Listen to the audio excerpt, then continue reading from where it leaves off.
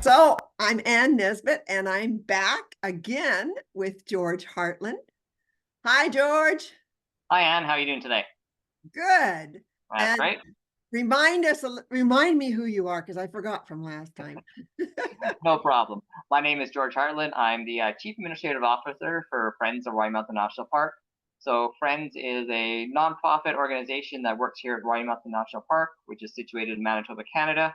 We offer education programming 12 months of the year. We work on various research programs here in the park, and we help host events throughout the year as well. And George, you've been doing this for a long time.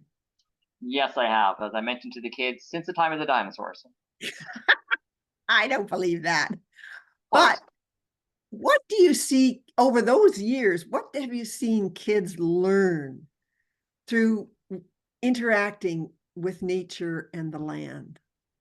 Sure. I mean, we do in particular, our summer programming where we offer different programs for ages 5 to 12. We'll do some evening programs for ages 7 to 14. So it's all about getting kids out into the outdoors, experiencing nature at different levels, and just exposing them to the environment. So we've definitely seen, our kids learn about our big animals here in the park, down to our small birds, to our insects. We talk about the water, the trees. It's all about getting them comfortable with the surroundings and then understanding their role and the impact that they have on the environment.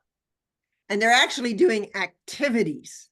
Yes, we stress hands-on learning, so it is about getting your hands dirty, building a birdhouse, building a bat house, but it's all about really understanding the environment, getting your hands into the ground, learning about the worms and the dirt and the soil, to the rocks, all the way through to the insects. So you have to dig up the soil a little bit to see what's in there. Oh, definitely. We walk on it, we use it, but we don't really understand it. So it's all about getting the kids to, again, get their hands in there, learn about the rocks, the pebbles, the crystals, and then also the sediment and the soils that make up the ground and their backyards. So I'm sure there's lots of kids and adults out there who are thinking, well, what can I do that's easy uh, to learn a little bit more about the Sure. land? Oh yeah, I mean we can easily just go for a walk in our park into our backyard. We can go out with a magnifying glass, some crayons, a piece of paper or two, and we can start sketching the the bugs and the insects, the birds that we see. We can take that paper and our crayon and do a bark rubbing on a tree. If you happen to come across a tree that's been cut down, you can do your bark rubbing on the tree itself and count the rings off of there. And if you got a magnifying glass, you can go out and really get up close and personal with nature. And what is a bark rubbing? Bark rubbing is where you would put that piece of paper over top the side of a tree, take your crayon, rub that crayon across that piece of paper, and get all the different impressions from that bark. So all the different grooves and cracks. And it's just kind of a neat picture that kids can make at basically little effort and little cost. And it shows you how that tree is formed in a very different way. Oh, definitely. I mean, every tree has a different type of surface. So, I mean, you have your birch trees that are relatively smooth, all the way to your conifers that are rough and bumpy. And it just allows them to really look at the fact that trees are different, they're unique, just like each one of us, and that they do have a very important role to play in the environment.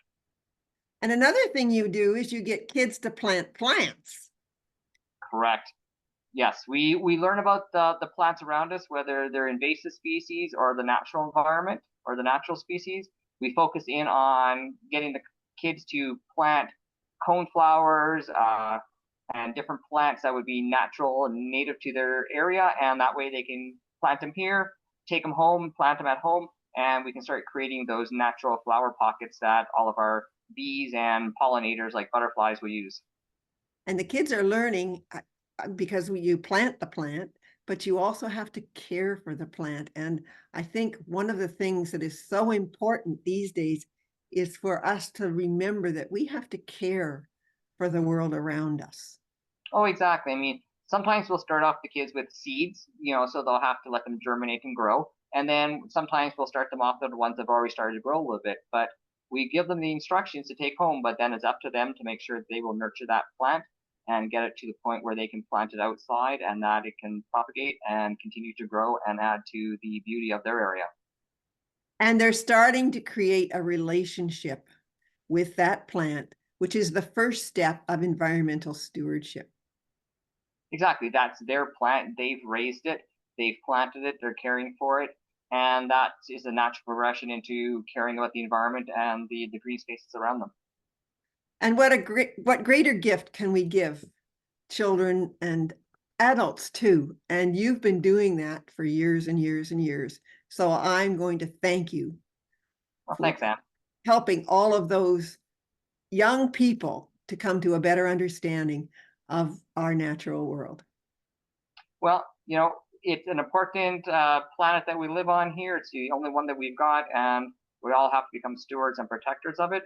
And starting just from a simple seed, we can hopefully create new rangers and stewards of our land. Thank you, George. We'll be back and we'll see you again. Sounds great. Talk to you later, Anne. Bye-bye, everybody. Take care.